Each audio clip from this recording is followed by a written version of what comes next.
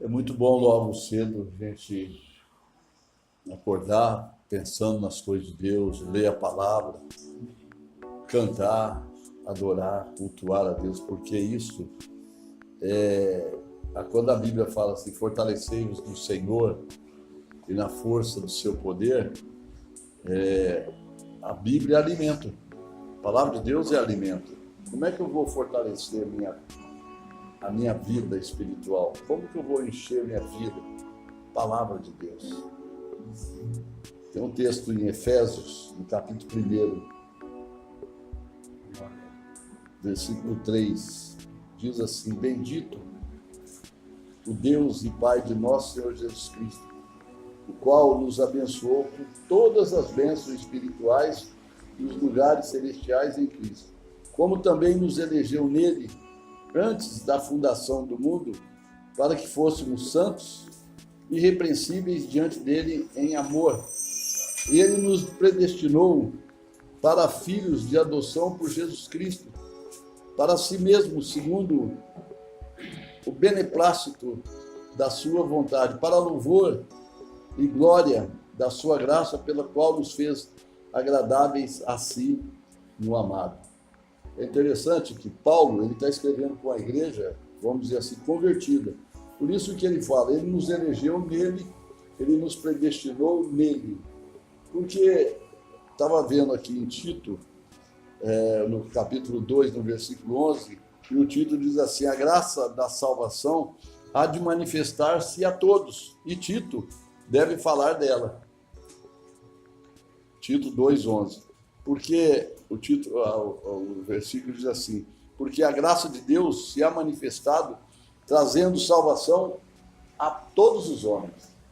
Então, o plano de Deus, a vontade de Deus, ele quer que todos os homens se salvem e venham ao pleno conhecimento da verdade. Por quê? Porque a Bíblia diz que todos pecaram, Romanos 3:23, todos carecem da glória de Deus. A Bíblia diz, lá em Romanos 6, que diz que o salário do pecado é a morte. É a morte. Mas o dom gratuito de Deus é a vida eterna. 2:11. E essa salvação, ela é estendida a todos os homens. Todos os homens, ela é estendida. Então, é claro que Paulo está falando para uma igreja que já estava convertida. Então, eu sempre tenho que pensar assim, nós que aceitamos Jesus, nós somos predestinados a ir para onde? Para o céu, a um destino, né? Um pré-destino. Nós somos predestinados a ser, estamos caminhando rumo à eternidade. Ele nos elegeu nele, né? É até interessante, quer dizer que há uma escolha, sim. A Bíblia diz que Deus amou o mundo todo mundo. Deus amou o mundo todo, de tal forma. E ele enviou o seu Filho ao mundo para buscar e salvar o que se havia perdido, para que todo o que nele crê não morra, mas tenha vida eterna. Então, o plano de Deus, a vontade de Deus é a salvação de todos os homens. Por quê? Como é que nós estávamos sem Deus? Mortos em delitos e pecados, perdidos, em trevas, caminhando no mundo de iniquidade, sujeito a todo tipo de desgraça que o mundo pode oferecer. E, de repente, nós, ouvindo, porque a fé vem por ouvir, nós ouvindo que havia um Salvador, um Senhor, um Libertador, nós procuramos a ajuda dele, entregamos a nossa vida para ele. O que aconteceu? Mudou. Por isso que a Bíblia fala assim, versículo 6 de Efésios, de 1:6, para louvor e glória da sua graça, da graça de Deus. É para louvor e glória dele que nós somos salvos, pelo qual nos fez agradáveis a si mesmo. Ele fez agradáveis a ele no amado, porque o plano de Deus se cumpre em Jesus. Quem crê em Jesus será salvo. A Bíblia fala que ninguém pode pôr outro fundamento, o qual já está posto. Já tem um fundamento, não tem outro. A Bíblia fala que a todos quanto receberam esse plano, esse pacto, essa aliança, recebeu o Filho de Deus, porque Deus amou o mundo, enviou o Filho, para que o que nele crê não morra mais, mas tenha a vida eterna. Isso é plano de Deus. Isso, por isso que aqui em Tito o título fala assim, e Tito deve falar dela, porque da graça, a graça da salvação há de manifestar-se a todos. E Tito é o título que está aqui, né? E Tito deve falar dela, do quê?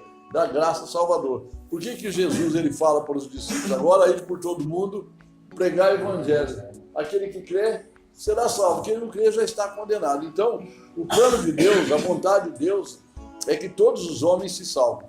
Então nós temos que entender que Deus ele tem um plano e um propósito na vida de cada um de nós.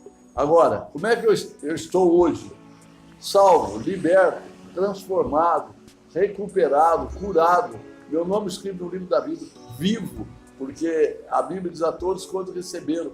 Ele nos deu vida, por isso que ele é a ressurreição e a vida. É um processo espiritual, que nós temos que entender tudo isso espiritualmente. A todos quanto receberam, deu a eles um direito, o poder de se tornarem, de serem feitos filhos de Deus, a saber os que creem no nome do Senhor.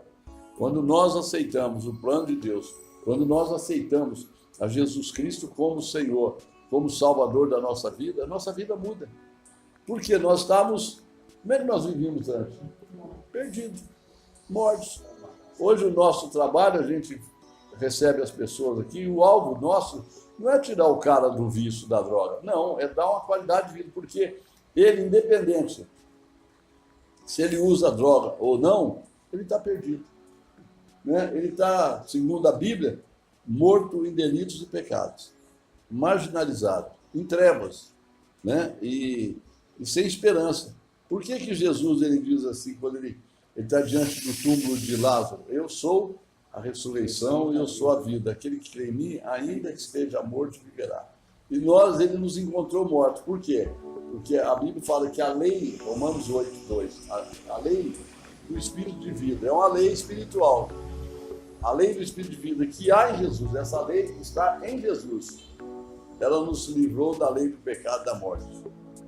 Louvado seja Deus. A Bíblia fala que nele se manifestou a justiça de Deus, para a justiça de todo. Nele, em Jesus, se manifestou a justiça de Deus, para a salvação de todo aquele que crê. Isso é maravilhoso. Por isso que fala, a graça de Deus se há manifestado, trazendo salvação a todo mundo. Quem crê vai ser salvo. Então, o alvo nosso, o alvo do trabalho, o alvo do pregador, o nosso alvo é realmente falar do amor de Deus, de uma vida que Ele nos dá, porque a vida, nele está a vida está em Jesus. Quem tem Jesus tem a vida, quem não tem, não tem, está perdido, que precisa aceitar. Então, a forma, a maneira, o modo que uma pessoa tem para sair da situação a qual está vivendo, daquela vida perdida, marginalizada, ele tem que aceitar o plano de Deus. E o plano de Deus qual é? Deus amou o mundo. O que Deus fez? Qual a forma que Deus amou o mundo?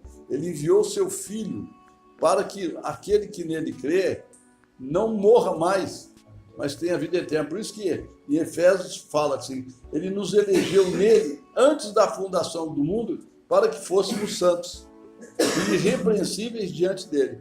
Então ele nos amou, ele nos elegeu, ele nos predestinou para quê?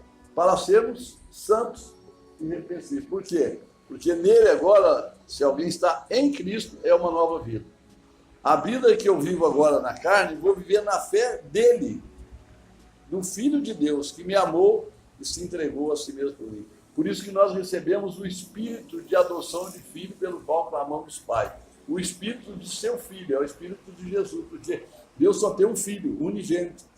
E nele nós somos adotados como filhos, e nós nos tornamos também filhos de Deus. Isso é uma eleição. E é um privilégio nosso hoje sermos chamados filhos de Deus.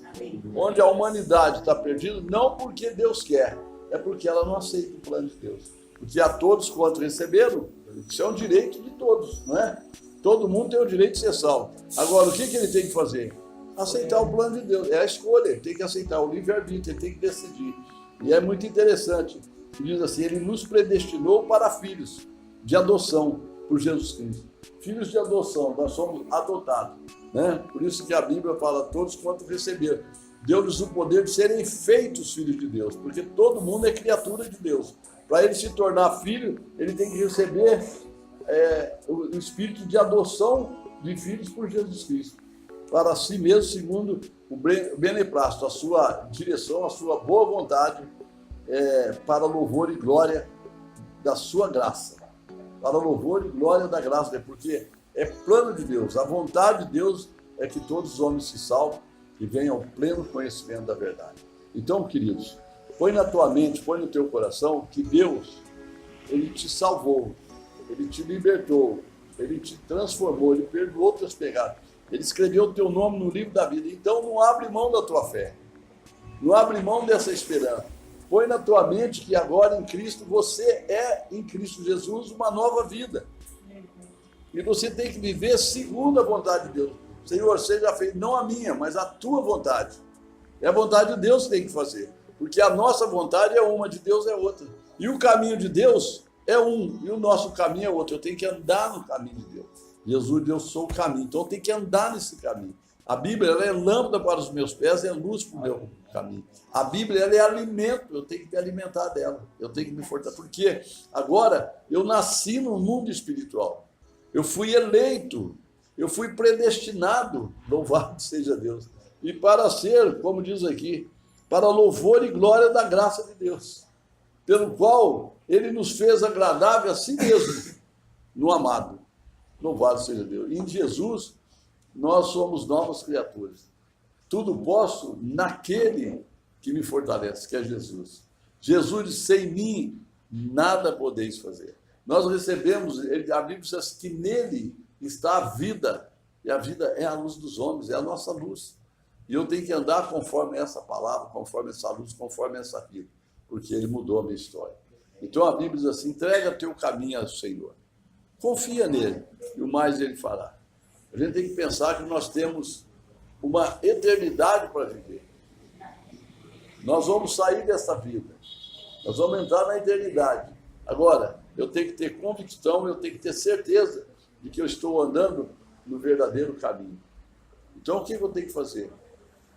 Viver segundo esta vontade dele. Entrega teu caminho ao Senhor, confia nele, e o mais Ele fará. Esse é o plano de Deus para a nossa vida. Amém?